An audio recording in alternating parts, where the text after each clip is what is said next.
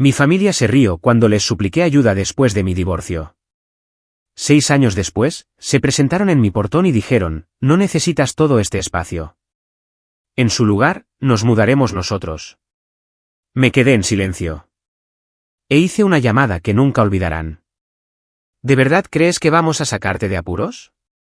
Isabela, tú te buscaste este problema. Ahora atente a las consecuencias. Las palabras de mi madre quedaron suspendidas en el aire como veneno, y pude oír a mi hermana Paulina riendo de fondo. Estaba de pie en el estacionamiento de un supermercado en Kansas City, Missouri, sosteniendo un teléfono que parecía pesar 1000 kilos.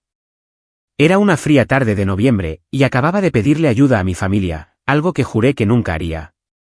Mi nombre es Isabela y tenía 30 años cuando mi mundo se vino abajo.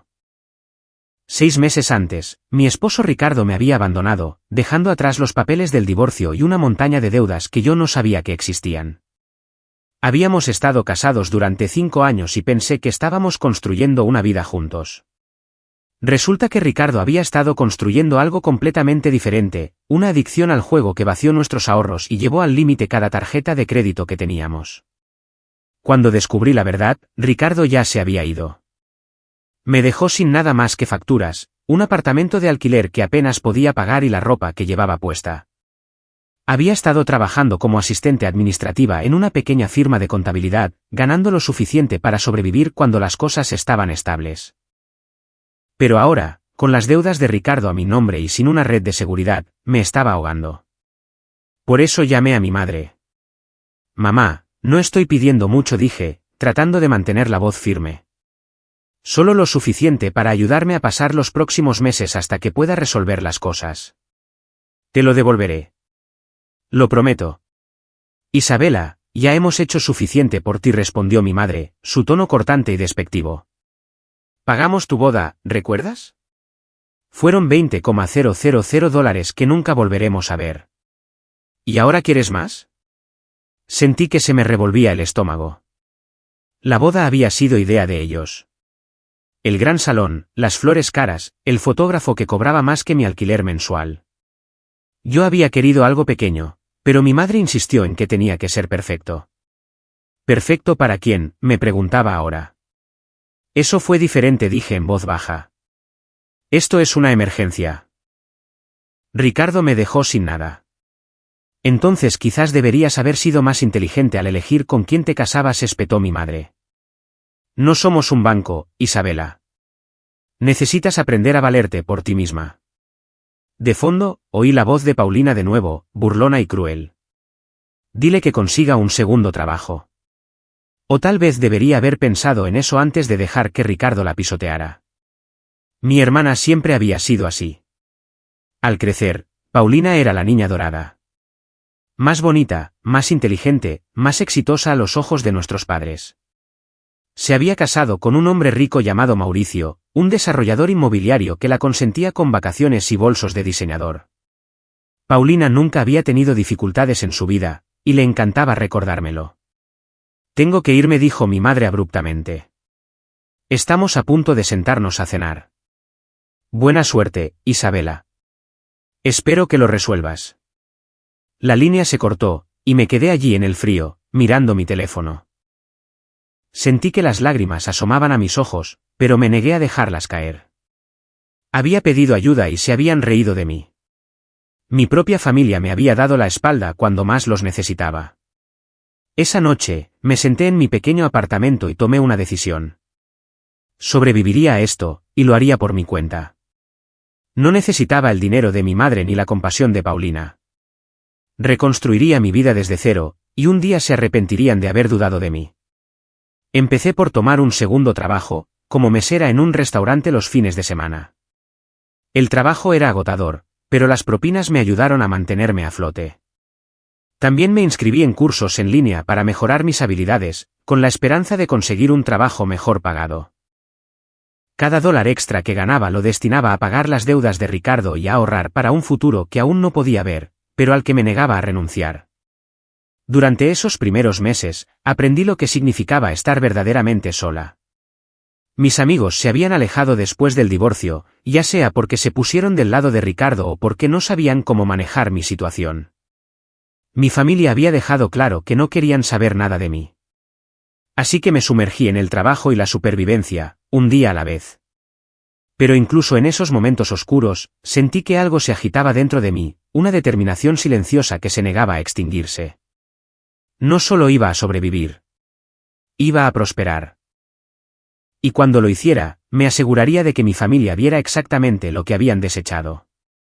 6 años después, estaba de pie en la entrada de mi propia propiedad, una extensa finca en las afueras de Kansas City que había comprado con el dinero que gané al construir un exitoso negocio de consultoría. Había luchado con uñas y dientes para salir de la pobreza, me había enseñado todo lo que necesitaba saber sobre negocios y finanzas, y había convertido mi dolor en poder. Y ahora mi familia estaba de vuelta.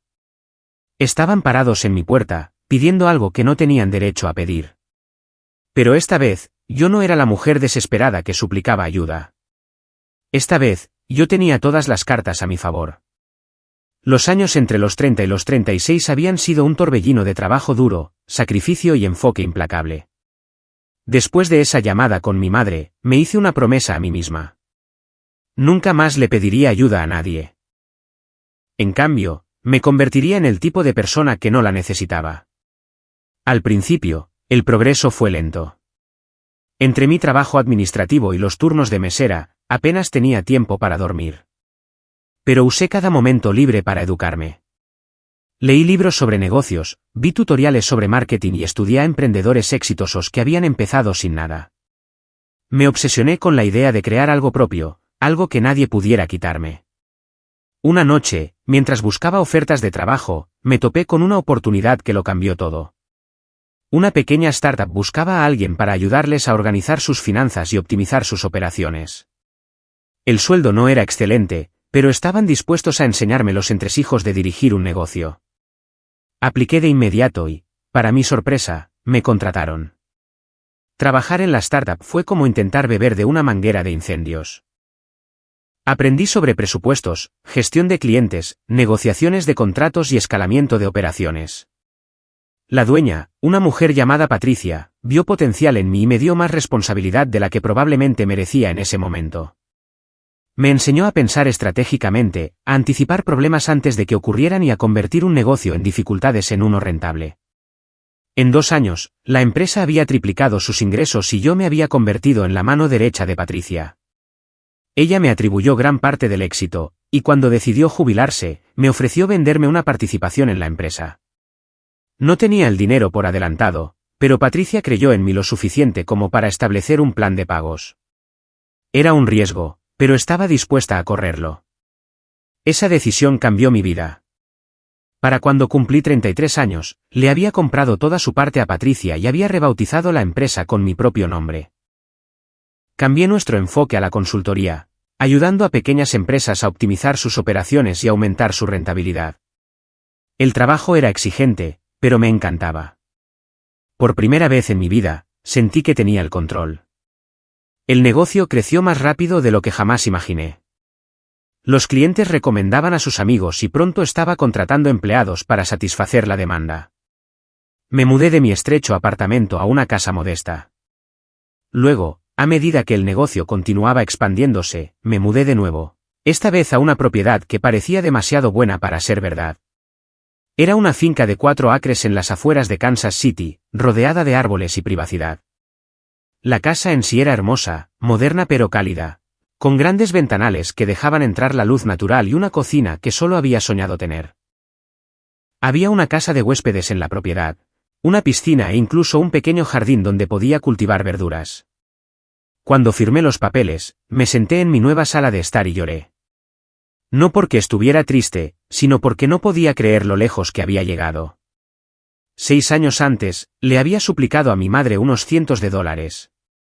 Ahora, era dueña de un terreno que valía más que cualquier cosa que mi familia hubiera tenido jamás. Pero no se los dije. No llamé a mi madre ni le envié fotos a Paulina. Quería disfrutar de mi éxito sin su juicio o celos. Durante años, mantuve mi vida en privado, construyendo mi negocio y centrándome en mi propia felicidad. Y entonces, una tarde, todo cambió. Estaba en mi oficina cuando mi asistente me llamó. Isabela, hay alguien en la puerta. Dicen que son tu familia. Se me encogió el estómago. No había hablado con mi familia en más de 5 años. Después de esa llamada, había cortado todo contacto. No bloqueé sus números, pero dejé de responder cuando llamaban. Finalmente, dejaron de intentarlo. ¿Quién es?, pregunté. Una mujer llamada Paulina. Dice que es tu hermana. Sentí una oleada de ira seguida de curiosidad. ¿Qué podría querer Paulina después de todo este tiempo? Dile que espere, dije. Estaré allí en un minuto. Tomé mis llaves y conduje hasta la puerta. Cuando la vi parada allí, apenas la reconocí. Paulina siempre había estado impecable. Cabello perfectamente peinado, ropa de diseñador, esa sonrisa arrogante que me daban ganas de gritar. Pero la mujer parada en mi puerta parecía cansada. Llevaba el pelo recogido en una coleta desordenada. Su ropa era sencilla y tenía ojeras oscuras bajo los ojos. Detrás de ella estaban mi madre y mi padre, ambos con aspecto más viejo y desgastado. Mi padre evitaba mi mirada, pero mi madre me miraba con una expresión que no pude descifrar. ¿Era vergüenza? ¿Arrepentimiento? Bajé la ventanilla, pero no salí del coche. ¿Qué quieren? Paulina dio un paso adelante, su voz cautelosa. Isabela, necesitamos hablar. ¿Podemos entrar? No dije rotundamente. Digan lo que tengan que decir desde ahí. Paulina miró a nuestra madre y luego a mí. Hemos pasado por un momento difícil. El negocio de Mauricio fracasó y perdimos nuestra casa. Mamá y papá nos han estado ayudando, pero ya no pueden. Escuchamos que te estaba yendo bien y pensamos. Pensaron que podían venir aquí y pedir ayuda, la interrumpí, con la voz fría. El rostro de Paulina se sonrojó. Somos familia, Isabela. No necesitas todo este espacio. Podríamos mudarnos solo hasta que nos recuperemos. La miré con incredulidad. Tenían la audacia de aparecer después de 6 años y pedir mudarse a mi casa, la casa que había construido sin ellos. La casa que ni siquiera sabían que existía hasta ahora. No dije nada. Simplemente saqué mi teléfono e hice una llamada. El teléfono sonó 2 veces antes de que alguien respondiera. Hola, habla Patricia. Sonreí aunque me temblaban las manos. Patricia, soy Isabela. Necesito tu consejo sobre algo. Patricia había sido más que una mentora para mí. Era lo más parecido a una familia que tenía. Después de que se jubiló, mantuvimos el contacto y ella continuó ofreciéndome orientación siempre que la necesitaba. Sabía sobre mi pasado, sobre el divorcio, sobre mi familia dándome la espalda. Y sabía lo duro que había trabajado para llegar a donde estaba. ¿Qué pasa?, preguntó Patricia, su voz cálida y tranquilizadora. Mi familia acaba de aparecer en mi puerta, dije, manteniendo la voz firme. ¿Quieren mudarse conmigo? Mi hermana lo perdió todo y creen que les debo ayuda. Hubo una larga pausa al otro lado de la línea. Luego Patricia dijo, Isabela, no les debes nada. Lo sabes, ¿verdad? Lo sé, dije. Pero quiero manejar esto de la manera correcta. No quiero simplemente cerrarles la puerta en la cara. Quiero que entiendan por qué digo que no. Patricia se rió suavemente. Entonces diles la verdad. Recuérdales lo que te dijeron hace 6 años. Y si aún no lo entienden, aléjate. Te has ganado el derecho de proteger tu paz. Le di las gracias a Patricia y colgué. Luego me volví hacia mi familia, que todavía estaba en la puerta esperando mi respuesta. Respiré hondo y salí del coche. ¿Quieren hablar de familia?, dije, mi voz tranquila pero firme. Hablemos de familia. Paulina abrió la boca para hablar, pero levanté una mano para detenerla. Hace 6 años, llamé a mamá y le supliqué ayuda. ¿Recuerdan lo que me dijo? Mi madre bajó la mirada, su rostro pálido. Paulina se movió incómoda, pero no respondió. Me dijo que yo me había buscado mi problema y que me atuviera a las consecuencias, continué. Te reíste de mí, Paulina. Me dijiste que consiguiera un segundo trabajo. Y tú, papá, no dijiste ni una palabra. Simplemente te quedaste al margen y dejaste que me humillaran. Mi padre finalmente levantó la vista, sus ojos llenos de algo que podría haber sido arrepentimiento. Isabela, no sabíamos lo mal que estaban las cosas. No les importó, lo interrumpí. No les importó porque era más fácil descartarme que ayudarme. Y ahora, 6 años después, aparecen aquí pidiendo lo mismo que yo pedí en ese entonces. ¿Ven la ironía? Los ojos de Paulina se llenaron de lágrimas. Pero no sentí ninguna simpatía. Isabela, lo sentimos. Cometimos un error, pero estamos desesperados. Necesitamos tu ayuda. Yo también estaba desesperada, dije. Pero lo resolví por mi cuenta.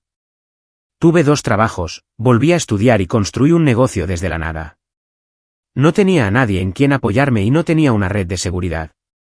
Pero sobreviví, y prosperé. Mi madre dio un paso adelante, su voz temblorosa. Estamos orgullosos de ti, Isabela. De verdad lo estamos. Pero te pedimos que seas la persona más madura aquí. Se supone que la familia se ayuda mutuamente. Me reí, pero no había humor en ello. Se supone que la familia se ayuda mutuamente. ¿Dónde estaba esa filosofía hace 6 años? ¿Dónde estaban cuando dormía en el sofá de una amiga porque no podía pagar el alquiler?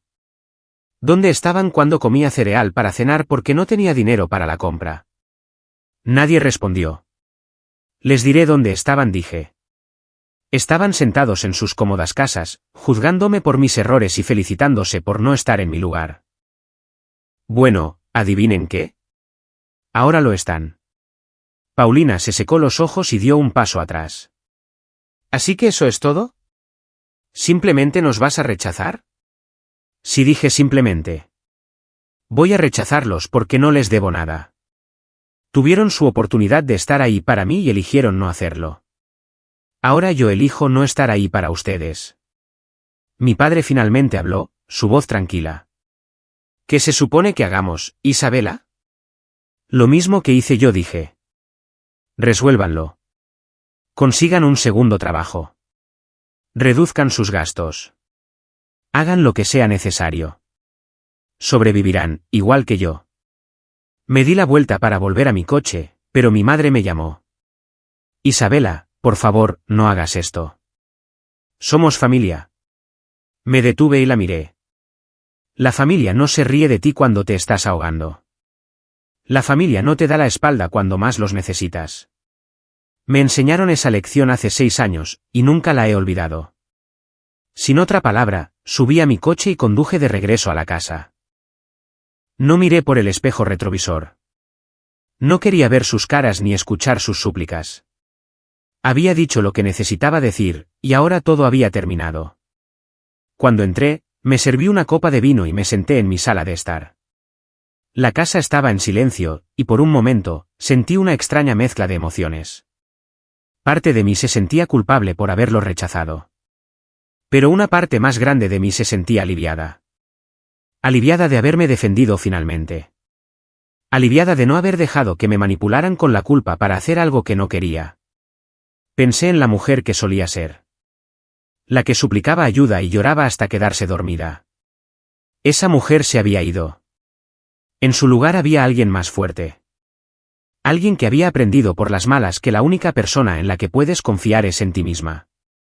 Mientras estaba sentada allí, me di cuenta de algo importante.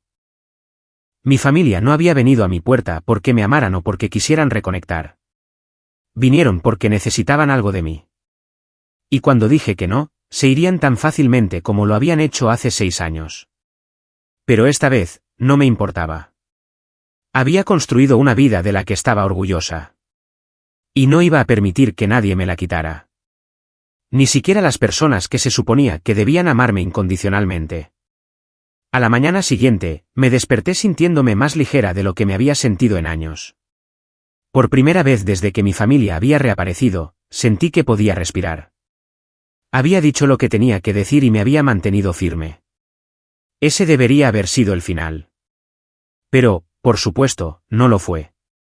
Estaba en la oficina de mi casa revisando contratos para un nuevo cliente cuando mi teléfono empezó a sonar.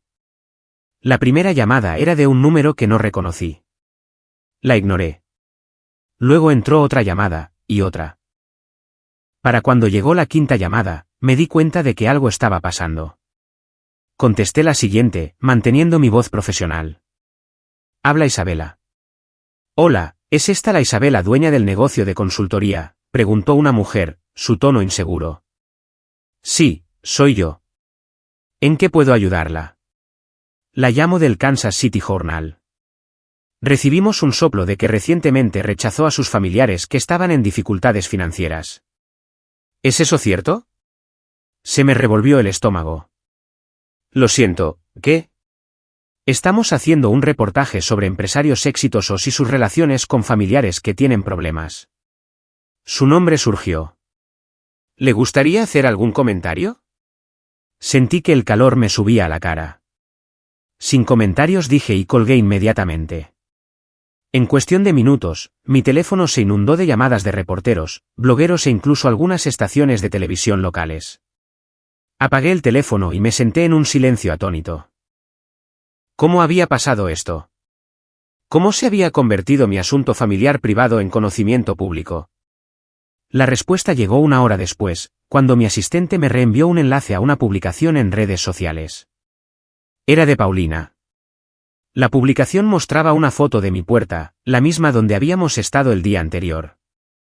El pie de foto decía, a veces el éxito cambia a la gente. Mi hermana tiene más dinero y espacio del que podría necesitar, pero cuando nuestra familia pasó por momentos difíciles, nos rechazó sin pensarlo dos veces. Supongo que la sangre no significa mucho cuando vives en una mansión. La publicación ya se había compartido cientos de veces, y los comentarios eran crueles. Gente que nunca había conocido me llamaba egoísta, desalmada y cruel. Algunos incluso sugerían que mi éxito debía de haber llegado a base de pisotear a otros. Unos pocos comentarios me defendían, pero se ahogaban en la indignación. Miré la pantalla, mis manos temblando de ira. Paulina había usado las redes sociales como un arma para pintarme como la villana, sabiendo perfectamente que la gente se pondría de su lado sin conocer la historia completa. Había convertido mi decisión privada en un espectáculo público. Y ahora estaba siendo juzgada por extraños que no sabían nada de lo que yo había pasado. Quería responder. Quería publicar mi propia versión de la historia, contarle al mundo sobre la llamada de hace 6 años, sobre la forma en que mi familia me había abandonado cuando más los necesitaba. Pero algo me detuvo. Involucrarme con la publicación de Paulina solo añadiría leña al fuego. Convertiría esto en una batalla de dimes y diretes que no tenía ningún interés en pelear. En cambio, volví a llamar a Patricia. Vi la publicación, dijo Patricia antes de que pudiera hablar. Isabela, lo siento mucho. Esto es más que inapropiado. Está tratando de destruir mi reputación, dije, con la voz tensa. Me está haciendo ver como un monstruo desalmado que abandonó a su familia. Entonces tienes que protegerte, dijo Patricia con firmeza. Esto ya no se trata solo de sentimientos personales. Esto podría afectar a tu negocio. Necesitas adelantarte a esto antes de que se salga de control. ¿Cómo?, pregunté, sintiéndome abrumada. Primero, documenta todo. Si tienes registros de esa llamada de hace 6 años, encuéntralos. Si tienes alguna prueba de cómo te trató tu familia, reúnelo. Segundo, contrata a un abogado. La publicación de Paulina podría considerarse difamación si está dañando tu reputación. Y tercero, considera emitir un comunicado, no para enfrentarte a ella, sino para aclarar las cosas en tus propios términos. Respiré hondo y asentí, aunque ella no podía verme. De acuerdo, lo haré. Y, Isabela, añadió Patricia, no dejes que esto te quiebre. Has llegado demasiado lejos para que te arrastren hacia abajo ahora. Después de colgar, pasé el resto del día siguiendo el consejo de Patricia. Rebusqué en archivos antiguos y encontré extractos bancarios del año de mi divorcio, que mostraban las deudas que Ricardo me había dejado. También encontré mensajes de texto de ese periodo. Mensajes en los que le había pedido ayuda a mi madre y solo había recibido respuestas frías y despectivas. Contacté a un abogado llamado Mauricio, irónicamente el mismo nombre que el esposo de Paulina, y le expliqué la situación. Revisó la publicación de Paulina y confirmó que podría considerarse difamatoria, especialmente porque implicaba que yo había hecho algo moralmente incorrecto sin proporcionar el contexto completo. Tienes un caso sólido, dijo Mauricio. Pero quiero que pienses cuidadosamente si quieres seguir adelante con esto. La acción legal puede ser costosa y emocionalmente agotadora. A veces, la mejor jugada es ignorarlo y dejar que pase. No quiero ignorarlo, dije. Quiero que la gente sepa la verdad. Entonces redactemos un comunicado, sugirió Mauricio. Algo fáctico y profesional. Lo publicaremos en la página de tu negocio y lo enviaremos a cualquier medio que te contacte. Dejemos que los hechos hablen por sí mismos. Esa noche, Mauricio y yo trabajamos juntos para elaborar un comunicado. Era simple y directo. Hace 6 años, pasé por un divorcio difícil que me dejó en la ruina financiera. Cuando le pedí ayuda a mi familia, me dijeron que lo resolviera por mi cuenta. Hice exactamente eso. Trabajé en múltiples empleos, volví a estudiar y construí un negocio desde cero. Recientemente, mi familia se puso en contacto pidiendo apoyo financiero y vivienda. Me negué, no por malicia, sino porque creo que son capaces de superar sus desafíos, tal como yo superé los míos. Les deseo lo mejor, pero no seré avergonzada públicamente por establecer límites. El comunicado se publicó a la mañana siguiente, y la respuesta fue inmediata. Algunas personas continuaron criticándome, pero muchas otras comenzaron a ver mi lado. Llovieron comentarios de personas que habían estado en situaciones similares, personas que habían sido heridas por familiares y habían luchado con la culpa de decir no. Pero lo que más me sorprendió fue el silencio de Paulina. No respondió a mi comunicado. No publicó otra actualización. Era como si hubiera esperado que me desmoronara bajo la presión. Y cuando no lo hice, se quedó sin munición. Por unos días, pensé que ese era el final. La atención de los medios se desvaneció y la vida comenzó a volver a la normalidad. Mi negocio continuó prosperando y me concentré en el trabajo que amaba. Pero entonces recibí una llamada que lo cambió todo. La llamada provenía de un número que no reconocí, pero esta vez contesté. ¿Es usted Isabela?, preguntó una voz de hombre. Sí. ¿Quién habla? Mi nombre es Tomás. Soy un abogado que representa a su madre y a su hermana. Sentí que se me helaba la sangre. ¿Qué quiere? Mis clientas creen que tienen un reclamo legal sobre una parte de sus activos, dijo Tomás. Su tono profesional pero firme. Específicamente, argumentan que su madre proporcionó apoyo financiero durante su matrimonio con Ricardo. Y que ese apoyo constituye un préstamo que nunca fue devuelto. Casi me eché a reír. ¿Habla en serio? Mi madre no me dio ningún apoyo financiero durante mi matrimonio. Pagó mi boda, que fue su elección, y dejó muy claro en ese momento que era un regalo, no un préstamo. ¿Tiene documentación que pruebe que fue un regalo?, preguntó Tomás. Dudé. No lo creo. Fue hace 6 años, y no firmamos exactamente un contrato. Entonces puede ver por qué mis clientas sienten que tienen un caso, dijo Tomás. Están preparadas para presentar una demanda a menos que usted acepte resolver este asunto en privado. Un acuerdo, repetí, incrédula. ¿Qué están pidiendo? $200,000.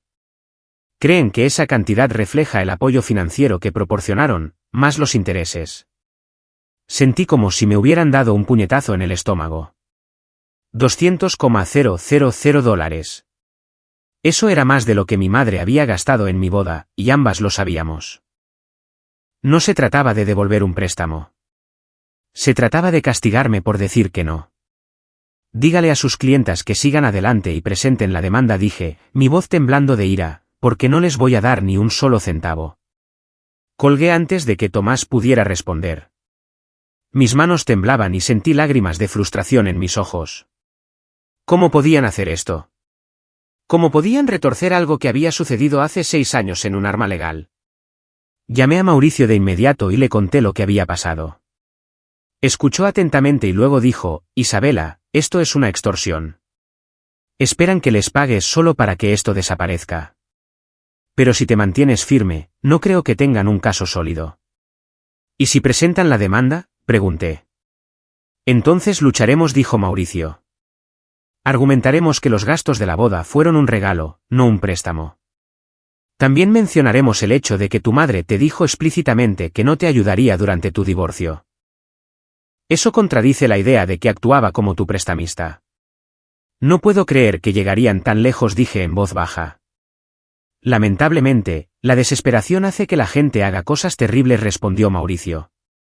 Pero no estás sola en esto. Lo manejaremos juntos. Durante los días siguientes, traté de concentrarme en el trabajo, pero la amenaza de una demanda pendía sobre mí como una nube oscura. No podía dejar de pensar en cómo mi familia había tergiversado nuestra historia para adaptarla a su narrativa. La boda había sido idea suya. Habían insistido en el lugar caro, las flores extravagantes, la barra libre, y ahora afirmaban que era un préstamo que les debía. Una semana después, la demanda se presentó oficialmente. Cuando Mauricio me reenvió los documentos, los leí con una mezcla de incredulidad e ira. La demanda afirmaba que mi madre me había proporcionado un apoyo financiero significativo a lo largo de mi vida adulta y que yo no había cumplido con mis obligaciones al negarme a ayudar cuando lo necesitaban. Todo eran mentiras. Mi madre nunca me había apoyado financieramente más allá de la boda. Había dejado claro que yo estaba por mi cuenta, y yo lo había aceptado. Ahora estaba reescribiendo la historia para hacerse la víctima. Pero lo que lo empeoraba era el momento. Mi negocio estaba en un punto crítico. Estábamos negociando un contrato importante con un minorista nacional y lo último que necesitaba era publicidad negativa. Si se corría la voz de que mi propia familia me estaba demandando, podría dañar mi reputación y costarme el acuerdo. Me reuní con Mauricio para discutir nuestra estrategia. Necesitamos ser agresivos, dijo. Presentaremos una moción de desestimación, argumentando que sus reclamos no tienen mérito legal. También tomaremos declaración a tu madre y a tu hermana para que su versión de los hechos quede registrada. Si están mintiendo, quedará claro muy rápidamente. ¿Y si no están mintiendo?, pregunté. ¿Y si realmente creen su propia versión de los hechos? Mauricio me dio una mirada comprensiva. Entonces les demostraremos que están equivocadas con los hechos. Confía en mí, Isabela, tú tienes el caso más fuerte. Pero a medida que la demanda se prolongaba, comencé a dudar de mí misma. El abogado de mi familia era implacable, investigando cada aspecto de mis finanzas y mi vida personal. Solicitaron registros de mi negocio, mis cuentas bancarias, incluso de mi antiguo casero del apartamento que había alquilado después de mi divorcio. La peor parte fue la declaración. Tuve que sentarme en una sala de conferencias mientras Tomás me interrogaba durante horas, haciendo preguntas diseñadas para hacerme parecer egoísta y desagradecida. Preguntó sobre mis ingresos, mis propiedades, mi estilo de vida. Preguntó por qué no me había puesto en contacto con mi familia después de que mi negocio tuviera éxito. Incluso preguntó si me sentía culpable por tener más que ellos. Respondí a cada pregunta con la mayor honestidad posible, pero al final del día, me sentí agotada y desmoralizada. Esto no era solo una batalla legal. Era emocional. Mi familia intentaba derribarme, y estaban dispuestos a mentir y manipular para lograrlo. Esa noche, me senté sola en mi sala de estar, mirando la chimenea. Pensé en todo lo que había pasado, el divorcio, la deuda, los años de lucha para reconstruir mi vida. Había sobrevivido a todo eso y había salido más fuerte. Pero esto se sentía diferente. Esto se sentía como una traición que cortaba más profundo que cualquier cosa que Ricardo o mi familia hubieran hecho antes. Y justo cuando pensaba que las cosas no podían empeorar, recibí una llamada que lo cambió todo. Era de una mujer llamada Clara, alguien con quien no había hablado en más de una década. Clara había sido amiga de mi madre y había sido testigo de primera mano de cómo me trataba mi familia mientras crecía. Isabela, dijo Clara, con voz vacilante. Me enteré de la demanda. Quería que supieras algo. No creo que tu madre esté siendo honesta sobre los gastos de la boda. ¿A qué te refieres?, pregunté, con el corazón acelerado. Yo estuve allí cuando tu madre y tu padre la estaban planeando, dijo Clara. Ellos no pagaron todo. Los padres de Ricardo contribuyeron con la mitad del costo. Tu madre está mintiendo sobre cuánto gastó realmente. Sentí que el suelo se movía bajo mis pies. Si lo que Clara decía era cierto, entonces todo el caso de mi madre se basaba en una mentira. ¿Puedes testificar sobre eso?, pregunté. Sí, dijo Clara. Haré lo que necesites. Con el testimonio de Clara, todo el panorama de la demanda cambió. Mauricio actuó rápidamente, presentando una moción para obligar a mi madre a presentar registros financieros de la época de mi boda. Si no podía probar que había pagado la cantidad total que reclamaba, su caso se derrumbaría. Pero el abogado de mi madre se defendió con fuerza. Argumentaron que el testimonio de Clara no era fiable porque no había estado directamente involucrada en las transacciones financieras. También intentaron pintarme como vengativa, alegando que estaba acosando a mi familia al alargar la demanda. El juez no se convenció. Durante una audiencia, ordenó a mi madre que proporcionara extractos bancarios y recibos que mostraran exactamente cuánto había gastado en la boda. Si no podía presentar los documentos, desestimaría el caso. Esa debería haber sido mi victoria. Pero entonces sucedió algo inesperado. 2 días después de la audiencia, recibí una llamada frenética de Paulina. Su voz era de pánico, casi histérica. Isabela, por favor. Necesitamos hablar. No tengo nada que decirte, respondí fríamente. Solo escúchame un minuto, suplicó Paulina. Mamá está perdiendo la cabeza. No encuentra los recibos. Ha estado revolviendo la casa buscándolos, pero no están. Creo que los tiró hace años. Ese no es mi problema, dije. Isabela, por favor, dijo Paulina, con la voz quebrada. Si perdemos este caso, vamos a quedar destruidos. Solo los honorarios del abogado nos van a llevar a la bancarrota. Mamá y papá ya han gastado sus ahorros en esto. Si perdemos, no tendremos nada. Sentí un destello de algo.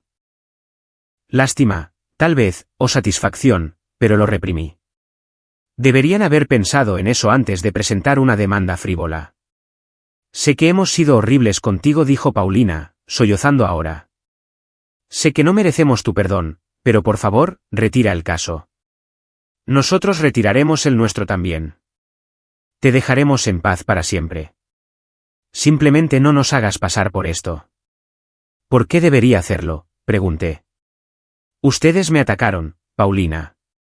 Intentaron arruinar mi reputación y quitarme mi dinero. ¿Por qué debería mostrarles misericordia cuando ustedes no me mostraron ninguna?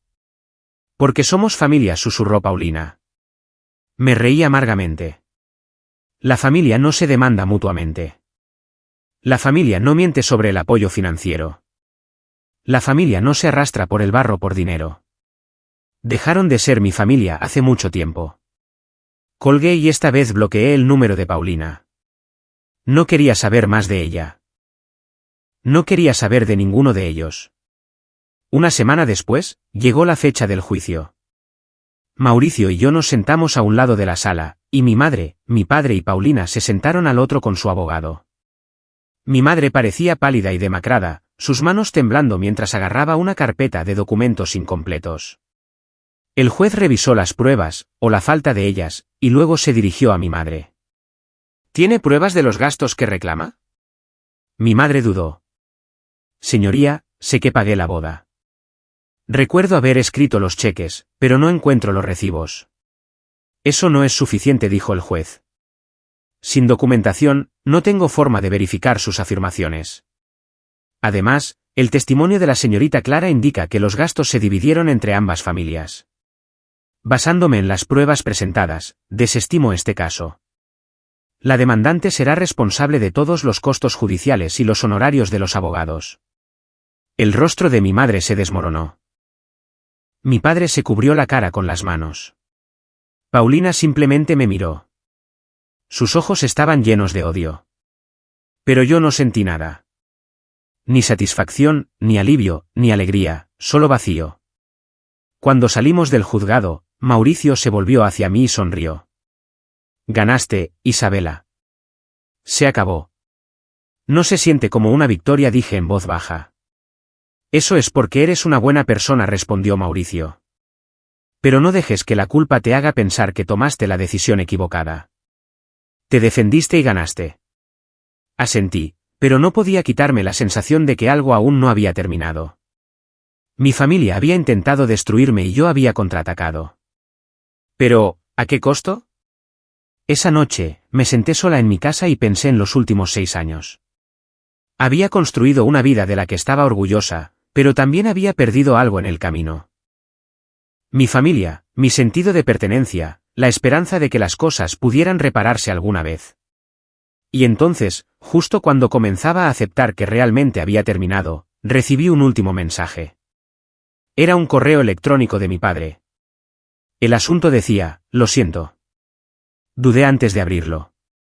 Parte de mí quería borrarlo sin leerlo, pero la curiosidad me pudo. El correo era corto. Isabela, sé que no tengo derecho a pedir tu perdón. Me quedé al margen y dejé que tu madre y tu hermana te trataran terriblemente, tanto hace 6 años como ahora. Fui un cobarde y estoy avergonzado de ello. No espero que me perdones, y no espero que vuelvas a hablarme nunca más, pero quería que supieras que estoy orgulloso de lo que has logrado. Merecías algo mejor de nosotros, y lamento que te hayamos fallado. Tu padre.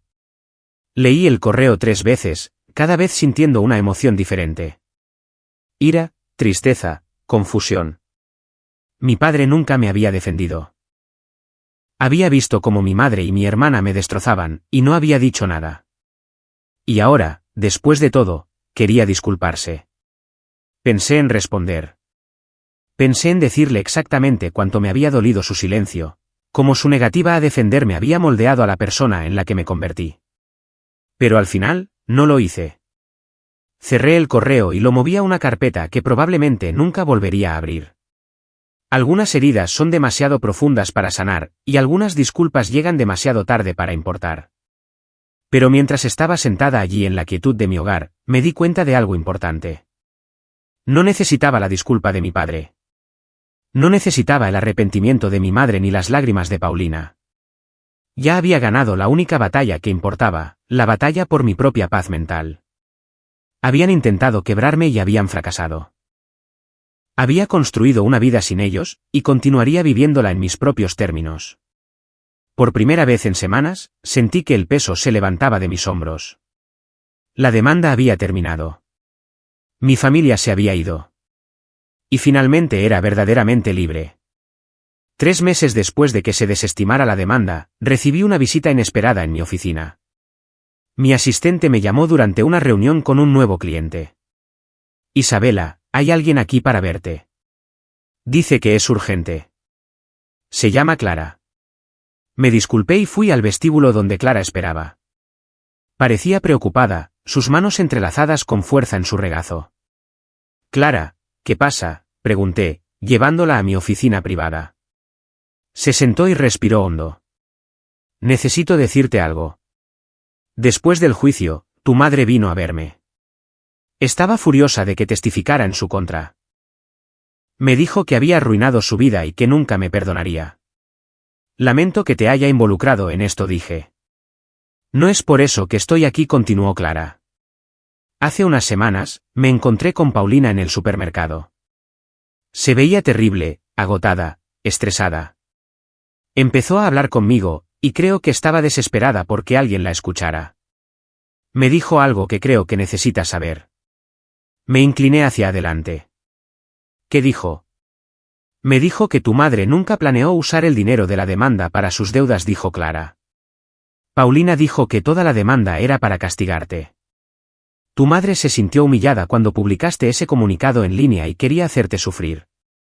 La demanda fue venganza, pura y simple. Sentí que la ira crecía en mi pecho, pero no me sorprendió. En el fondo, lo había sospechado. Paulina dijo algo más.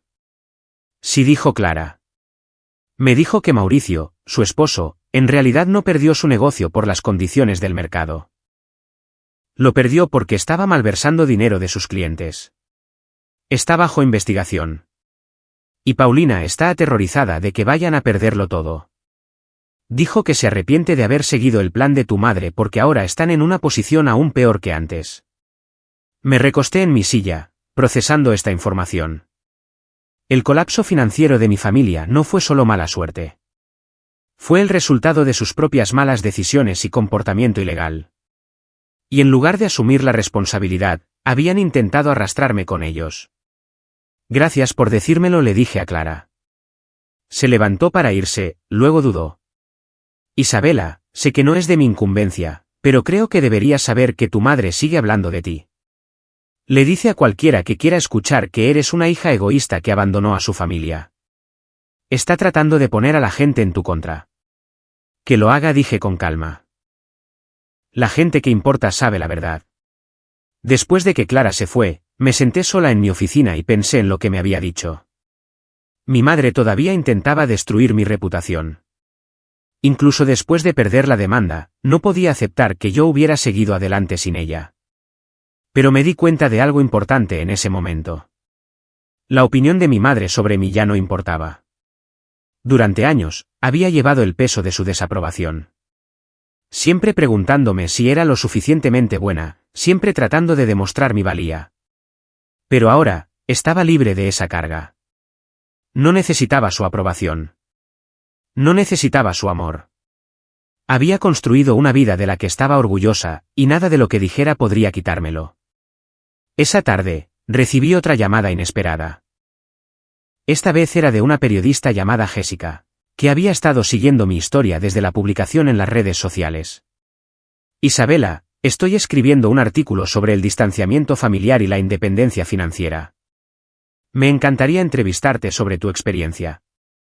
Creo que tu historia podría ayudar a mucha gente que está lidiando con situaciones similares. Dudé. Parte de mí quería permanecer en silencio, dejar que todo se desvaneciera, pero otra parte de mí se dio cuenta de que compartir mi historia podría hacer algo bueno. Lo haré, dije. Pero quiero asegurarme de que el enfoque esté en la resiliencia y en seguir adelante, no en destrozar a mi familia. Absolutamente, acordó Jessica. La entrevista tuvo lugar una semana después en mi oficina. Jessica hizo preguntas reflexivas sobre mi divorcio, el rechazo de mi familia y cómo había reconstruido mi vida desde cero. Preguntó sobre la demanda y cómo me había afectado emocionalmente.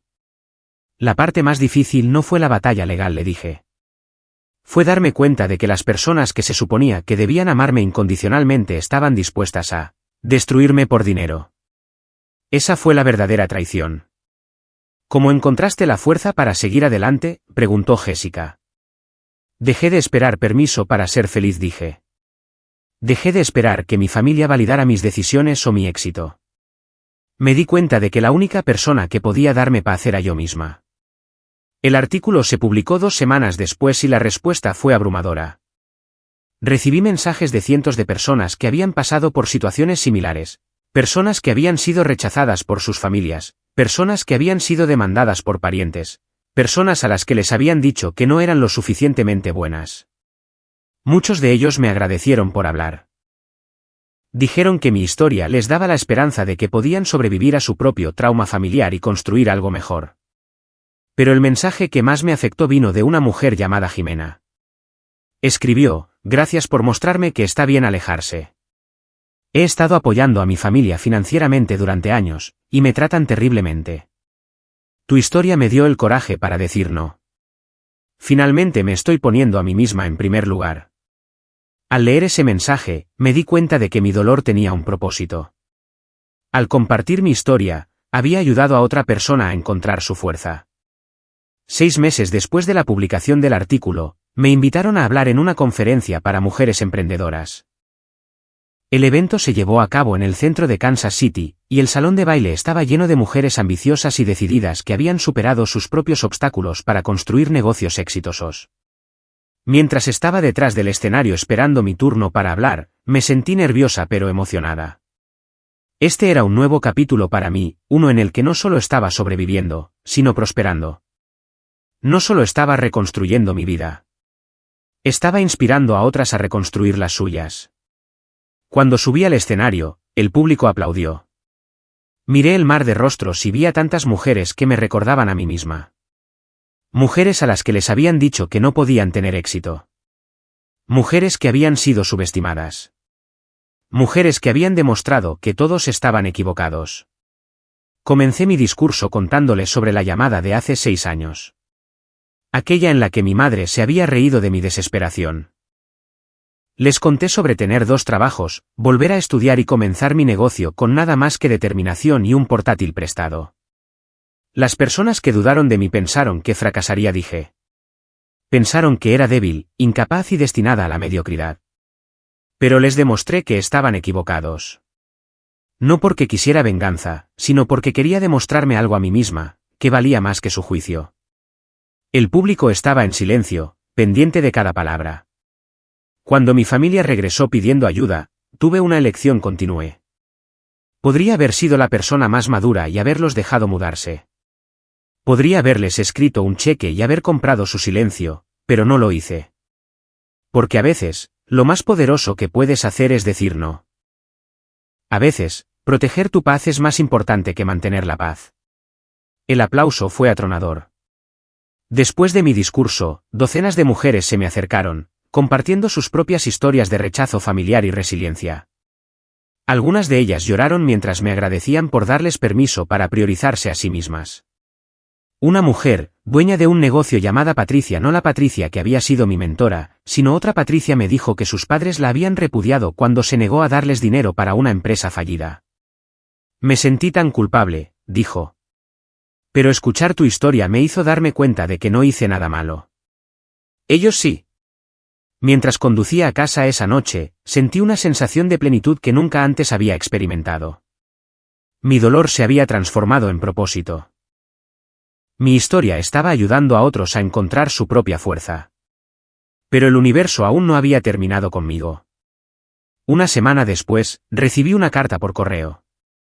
La dirección del remitente era la de mi madre. Casi la tiré sin abrirla, pero la curiosidad pudo más. Dentro había una sola página escrita a mano con la letra temblorosa de mi madre. Isabela, te escribo para informarte que a tu padre le han diagnosticado cáncer en etapa 4. Los médicos dicen que le quedan 6 meses de vida, quizás menos. Quiere verte antes de morir. Sé que no tienes motivos para venir, pero te lo pido de todos modos. Se arrepiente de cómo terminaron las cosas entre ustedes y quiere una oportunidad para hacer las paces. Tu madre. Leí la carta 3 veces, sintiendo una complicada mezcla de emociones. Parte de mí sentía simpatía por mi padre. Siempre había sido el más callado, el que se quedaba en segundo plano mientras mi madre tomaba todas las decisiones. Pero otra parte de mí no sentía más que ira. Se había quedado al margen y había dejado que mi madre y mi hermana me trataran horriblemente. Nunca me había defendido. Y ahora, en su lecho de muerte, quería el perdón. Llamé a Mauricio, mi abogado, y le pedí consejo. Esto no es una cuestión legal, dijo. Es personal. Solo tú puedes decidir si quieres verlo. No sé si quiero, admití. Entonces no vayas, dijo Mauricio. No le debes nada, Isabela. Ni siquiera un adiós. Pero Patricia, mi mentora, tenía una perspectiva diferente. Cuando le conté sobre la carta, dijo, Isabela, no te voy a decir qué hacer. Pero diré esto, el arrepentimiento es una carga pesada de llevar. Si crees que te arrepentirás de no despedirte, entonces ve.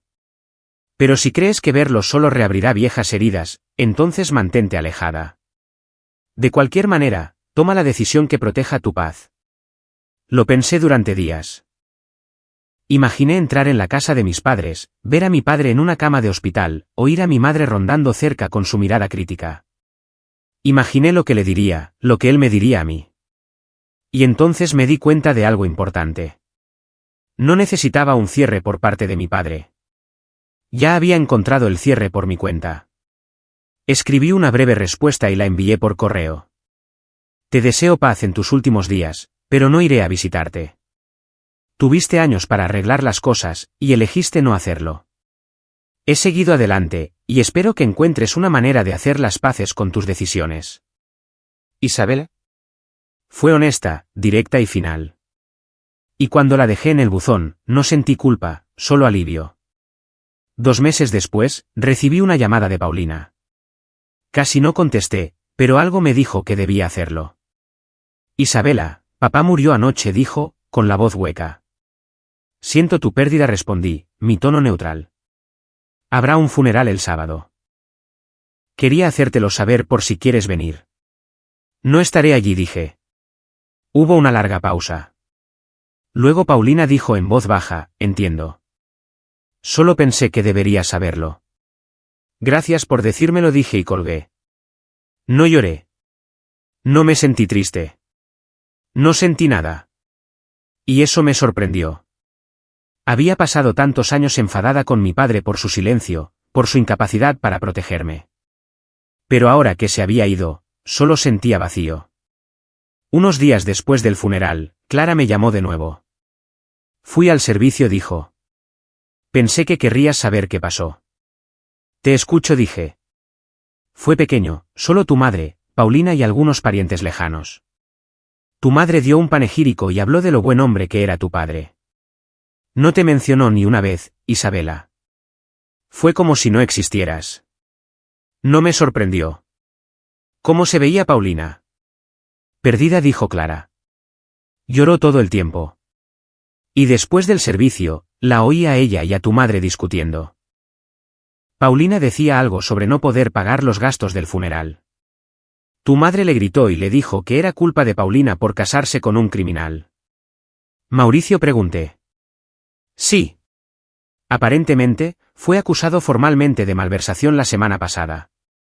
Paulina se enfrenta a la posibilidad de perderlo todo. Su casa, sus ahorros, incluso su reputación. La gente del pueblo la llama la esposa de un estafador. Debería haber sentido satisfacción al oír esto, pero en cambio solo me sentí cansada. La caída de mi familia era completa. Pero no me trajo ninguna alegría. Se habían destruido a sí mismos por su propia codicia y malas decisiones, y yo no tuve nada que ver. Gracias por hacérmelo saber, Clara, dije. Hay una cosa más, añadió Clara. Tu madre preguntó por ti en el funeral. Me preguntó si sabía cómo estabas. Le dije que estabas prosperando. No dijo nada, pero vi su cara. Parecía derrotada. Después de colgar, me senté en mi sala de estar y reflexioné sobre todo lo que había sucedido en el último año. Mi familia había intentado destruirme y había fracasado. Pero en su fracaso, se habían destruido a sí mismos. Paulina estaba casada con un criminal y se enfrentaba a la ruina financiera. Mi madre había perdido a su esposo y estaba sola en una casa que apenas podía permitirse. Mi padre se había ido, sin haber hecho nunca las paces con el daño que había permitido que sucediera. Y yo estaba prosperando. Mi negocio era más exitoso que nunca. Me habían invitado a hablar en conferencias por todo el país. Había ayudado a innumerables mujeres a encontrar el coraje para establecer límites y priorizar su propio bienestar. Pensé en la mujer que había sido hace 6 años. La que había suplicado ayuda y le habían dicho que lo resolviera por su cuenta. Esa mujer se habría aterrorizado del viaje que tenía por delante. Pero no habría creído lo fuerte que se volvería. En los meses siguientes, me enteré a través de Clara de que mi madre había vendido su casa y se había mudado a un pequeño apartamento. El esposo de Paulina fue sentenciado a 5 años de prisión por malversación, y ella se vio obligada a tomar un trabajo como cajera para llegar a fin de mes. Las mismas personas que una vez habían admirado su riqueza y estatus ahora chismorreaban sobre su caída. Mi madre, amargada y aislada, pasaba sus días sola, distanciada de la hija que había alejado y agobiada por las consecuencias de su propia crueldad. Lo habían apostado todo a derribarme. Y al final, lo habían perdido todo, su reputación, su estabilidad y cualquier posibilidad de reconciliación. El karma que crearon había cerrado el círculo, y no quedaba nadie a quien culpar más que a ellos mismos. En cuanto a mí, una tarde me paré en el balcón de mi casa, viendo el sol ponerse sobre los árboles, y sentí algo que no había sentido en años. Paz genuina. Había construido una vida en mis propios términos, rodeada de personas que me valoraban por quien era, no por lo que podía darles. Mi familia había intentado quebrarme, avergonzarme, forzarme a volver al papel de la hija olvidada que les debía todo. Pero me había negado. Había dicho no cuando más importaba, y al hacerlo, me había salvado a mí misma. El viaje había sido doloroso, las batallas agotadoras. Pero de pie aquí ahora, libre y completa, sabía una cosa con certeza. La venganza no se trataba de hacerlos sufrir. Se trataba de negarse a dejar que ganaran. Y yo había ganado, en todas las formas que importaban.